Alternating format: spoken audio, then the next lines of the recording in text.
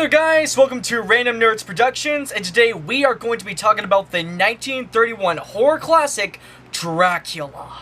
Dracula follows Count Dracula, played by Bela Lugosi, who after turning a businessman by the name of Renfield into his loyal slave, heads to London in order to seek out more victims. He meets a woman by the name of Mina, played by Helen Chandler, her fiancé Jonathan Harker, played by David Manners, and their friend Lucy, played by Frances Day. And after Dracula kills Lucy and turns her into a vampire, a scientist by the name of Van Helsing, played by Edward Van Sloan, makes an effort to stop Dracula before he can turn Lucy as well.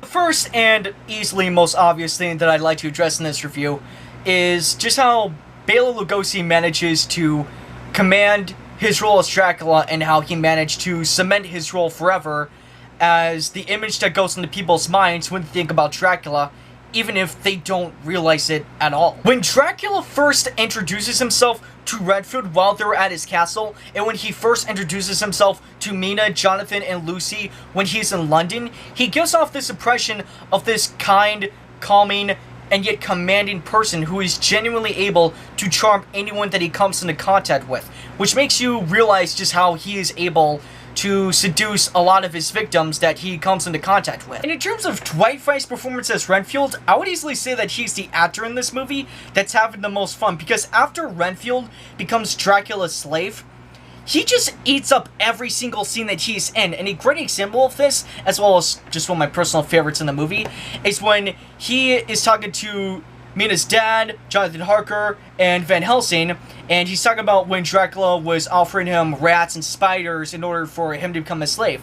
Because his eyes just go wide and he's like, rats, spiders, thousands, millions of them. You know, you just give off this idea that he's just having such a good time with this performance, and it's easily probably more memorable than Dracula in some ways. But before we continue this review, there's something that I would really like to just make abundantly clear, not only with this movie, but, you know, the rest of the Universal horror franchise in general, which is that I can easily understand why a lot of you guys watching this review probably aren't going to like this movie, because there are a lot of things about this movie that are old, cheesy, hokey, and are easy to make fun of in general. The first and most obvious example of problems with this movie, at least in my opinion, is the fact that throughout the movie there are only two genuine moments of any soundtrack. And that is the opening scene, which has Tchaikovsky's Swan Lake, and the scene at the Opera House where Dracula is introduced to the main cast of characters.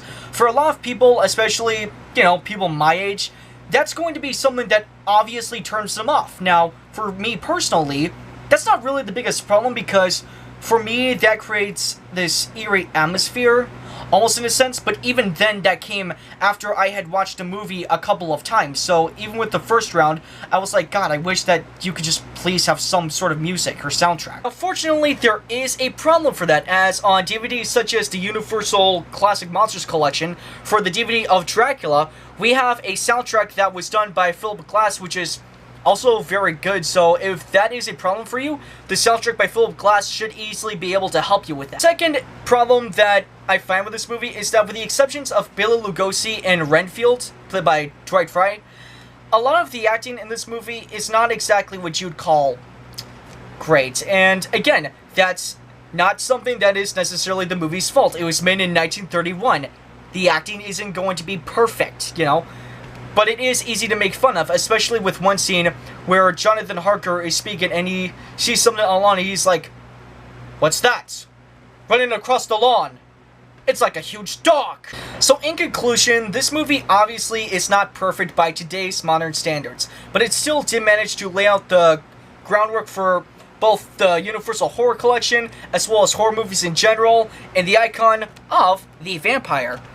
And yeah, that's really all I've got to say. So if you guys like this review, thank you guys for watching. I appreciate it. If you get to see the movie, even if you end up not liking it, I recommend you check it out in terms of historical context for films, or if you're a fan of film in general.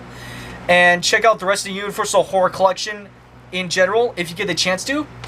And yeah, that's really all I have to say. Thank you guys for watching. I really appreciate it. And yeah, have a good day.